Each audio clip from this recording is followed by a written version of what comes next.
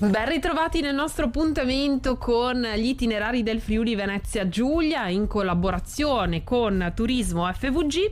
Oggi vi portiamo insieme a Luana Bottacin a scoprire il mondo dei vitigni autoctoni, tra vitigni ma anche le bellezze territoriali del nostro Friuli Venezia Giulia. Anche Luana è una degli ambassador di Turismo FVG proprio per raccontare il nostro territorio. Allora, innanzitutto diamo il buongiorno e il benvenuto a Luana. Buongiorno Luana, grazie per essere qui con noi. Buongiorno a te, buongiorno a tutti voi.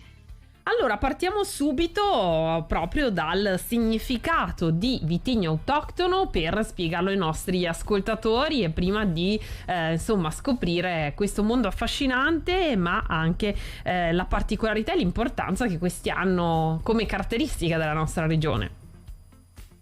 Sì, allora vitigno autoctono significa che è indigeno, quindi è di un determinato territorio, e questi vitigni autoctoni sono sempre più di moda, se possiamo dire, tra virgolette, in quanto ci si è resi conto che producendo vitigni internazionali era sempre più necessario confrontarsi con la concorrenza globale, mentre puntando su la produzione, la coltivazione degli autoctoni si valorizza un unicum formato da appunto vitigno, storia e territorio. Il Friuli Venezia Giulia è tra le regioni d'Italia che vede la maggior presenza di vitigni autoctoni.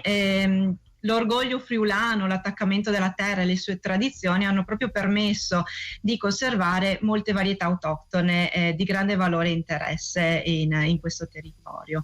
Le varietà censite in Friuli già nel 1863 erano 219, man mano se ne sono andate perse e oggi ne sopravvivono poco più di una trentina, di cui solamente 12 inserite nei disciplinari di produzione in una o più delle denominazioni di origine presenti sul territorio regionale. Il territorio friulano dispone di un'estensione piuttosto limitata, quindi abbiamo in una piccola zona, diciamo regionale, grandi differenze di clima, di territorio, e questo arricchisce ancora di più la produzione a livello regionale di vitigni differenti che si adattano a terreni e territori differenti. Per quanto riguarda gli autoctoni, possiamo principalmente dividerli appunto in due grandi gruppi, quelli a bacca bianca e quelli a bacca nera. Tra gli autoctoni a bacca bianca non possiamo non parlare del friulano, del nostro vino bianco per eccellenza, quindi il vino quotidiano più diffuso e amato, il nostro caro ex Tokai appunto. Sì, abbiamo dovuto perdere questo nome in questa diatriba a livello europeo con l'Ungheria, e quindi noi abbiamo tenuto anche un po' l'identità del territorio chiamandolo proprio friulano. Poi abbiamo la ribolla, altro vitigno che è diffuso un po' in tutto il territorio regionale. La ribolla gialla, che negli ultimi anni abbiamo visto anche questa vinificazione non solo ferma ma anche spumantizzata. E poi andiamo nei piccoli, diciamo, nelle piccole zone con i piccoli vitigni prodotti un po' di nicchia. Troviamo il Verduzzo friulano, il tanto amato Ramandolo, che dà il nome anche a una DOCG della regione, assieme al Piccolit, un altro vitigno, questo vitigno particolare con questo acino molto piccolo che soffre di questo aborto floreale che non gli permette lo sviluppo totale degli acini, e quindi abbiamo una piccola produzione sia per la piccolezza appunto del grappolo, ma anche poca quantità, e quindi questa chicca del nostro territorio che ci dà questo vino dolce, questo nettare però ben bilanciato da una buona acidità.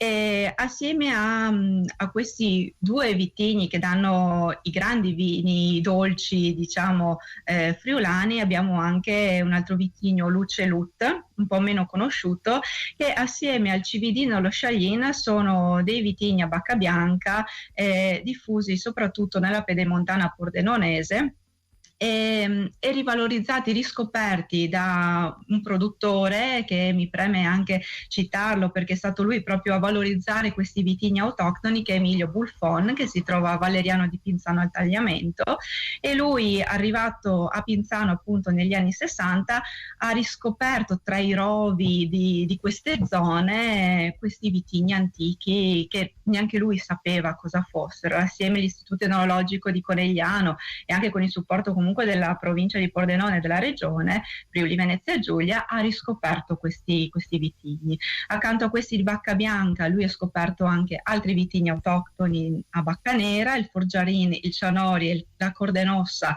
il Fumat e il Piccolit neri, non da confondere con il Piccolit, che sono completamente due vitigni differenti. Poi, per concludere un po' i vitigni a Bacca Bianca, abbiamo la Malvasia Estranea e la Vitovska, quindi questi due vitigni più delle zone di mare, delle zone costiere, quindi anche a livello di abbinamenti più portati all'abbinamento con i piatti di mare anche della nostra regione. Per quanto riguarda i vitigni a Bacca Nera, oltre a quelli che vi ho citato, riscoperti da Emilio Bulfon, troviamo il Franconia, ad esempio, poco diffuso, ma alcuni produttori delle Grave, dei Colli Orientali del Friuli ancora lo coltivano e lo vinificano, assieme al Tazzelenghe, questo vitigno rustico, rude, anche dal nome lo riconosciamo proprio nelle sue caratteristiche, questa forte tannicità, una forte acidità che ha bisogno di una vinificazione in legno, ha bisogno di lunghi periodi di affinamento in bottiglia perché si ammorbidisca, e anche questo diffuso soprattutto nella zona dei Colli Orientali.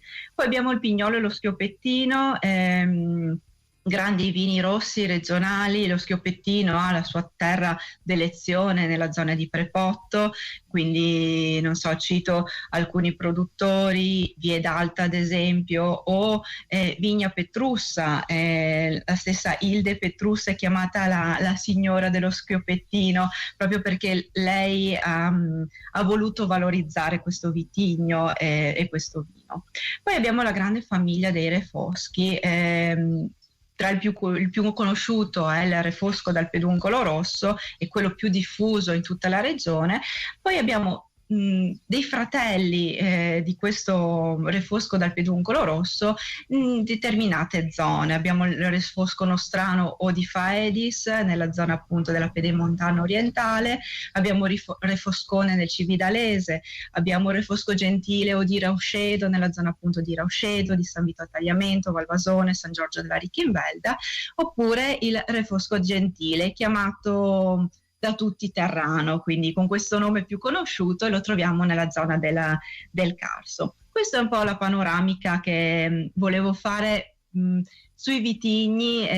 Volevo dire appunto vi invito anche a visitare le cantine della nostra regione, perché molte, soprattutto anche quelle inserite nella strada del vino e dei sapori del Friuli Venezia Giulia, valorizzano questi vitigni che vi ho citato. Quindi se volete approfondire andate a trovare i produttori che meglio di me sanno parlarvi di questi vitigni, di questi vini.